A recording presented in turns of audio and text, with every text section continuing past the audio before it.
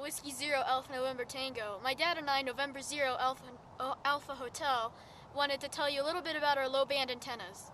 160 sloper, but we're not using it right now. The reason we're not using the sloper is that it does couple a little bit with the 160 meter vertical that we have in the backyard.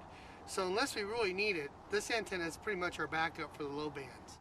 Because we're talking about our low bands, we go back to our Glen Martin tower, because on there we have a 42-foot long 40 meter rotatable dipole that we really enjoy for the low bands for stateside propagation. It does a pretty good job on long DX, but for the most part we have our 80 meter vertical by Cushcraft to handle that part of our DXing. What you see here is our backyard. It's only about 110 feet long, but it contains all of our low band vertical antennas as well as our K9AY listening loop that's oriented to the east and to the west. Over in the corner of the yard is the MA8040V, and then panning back, you can see here is the MA160 vertical that's about 36 feet tall from the bottom to the top. The one antenna we use mostly for top band is the MA160 vertical by Cushcraft. Underneath we have 26 buried radials that average about 50 feet in length. We noticed that when we went from 16 to 22 radials, all of a sudden our SWR at the feed point raised from around 2.8 to around 3.4.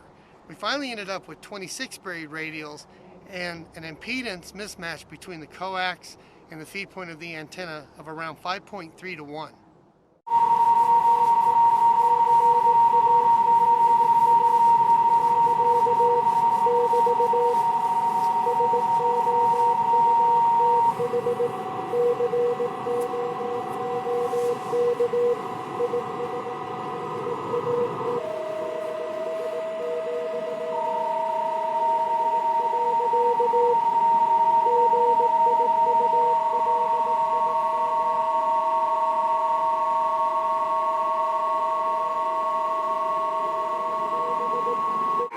Here's a picture of our Amadon W2FMI unbounced transformer. We found the match from B to E to be the best for providing the lowest SWR. That means the impedance of our antenna is closely matched to around 16 ohms. This is typically covered with a trash can to keep weather out of it. This is a good picture looking towards the northeast of the K9AY loop and the MA8040 vertical by Cushcraft. Notice they're very close together. This is why we use a KD9 Sugar Victor front end protector. You can find one of these units by contacting RadioWare at 800-457-7373. With a heavy duty relay, it's designed to shut off your receive antennas when transmitting. And trust me, you want that heavy duty relay if you do a lot of contesting. It's also built and used for an amplifier in case you like to go QRO. Of course, we only run 100 watts, but we still, because of the close proximity, feel that we need this device to keep our front end from getting blown out. Here's some information to contact RadioWare directly.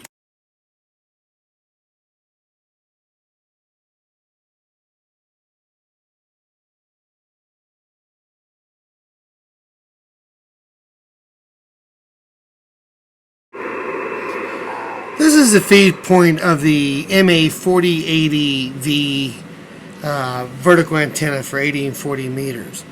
You might notice that we have a choke on the feed point because this reduces the 80 meter resonant point to where we have a little bit broader bandwidth without affecting much in the way of the 40 meter resonant point. We also have ferrite beads attached to the coax to keep RF off the coax itself.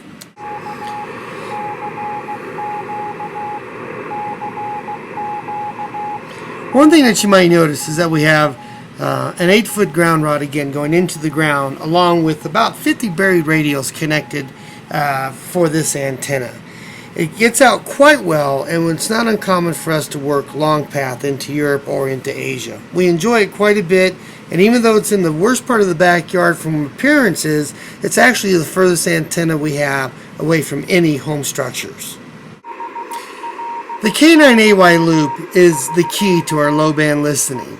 It picks up very well on 80, 160, as well as the broadcast bands, and it's a lot of fun to listen to. It's a single loop oriented going east to west, and as you can see from these photos, it's very close to being within a few feet of the MA8040V vertical. The relay box is connected about 2 feet above the ground on a 25-foot fiberglass mast that's attached to our old crabapple tree. For the low bands, this is the most important piece of equipment we have in the shack. The K9AY loop is a very simple device. With the loop, we can either listen to the east with the A switch, or going to the west, we just turn on the B switch. It also has a built-in preamp. It has made 160 a very workable band, as we worked over 500 stations in the recent 2010 160 meter ARRL contest. It's great to have, and it sure beats listening to the vertical. Going back to the KD9 Sugar Victor front end protector, it's great to have the ACC socket on the back of the Icon Pro 3 provide the 12 volts necessary to have the unit work.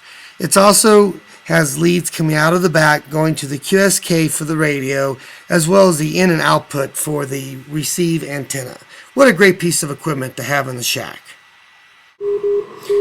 You know, it's also very important that when you're on 160 is to have a tuner that can cover the entire band. The MA160 currently has about 15 kilohertz of a 3-to-1 bandwidth. With the auto tuner with the Pro 3, we get about 30 kilohertz, and with the Dentron 2000, we're able to cover the entire band. I love top band and would never be able to operate in the contest and go where the action is without this tuner.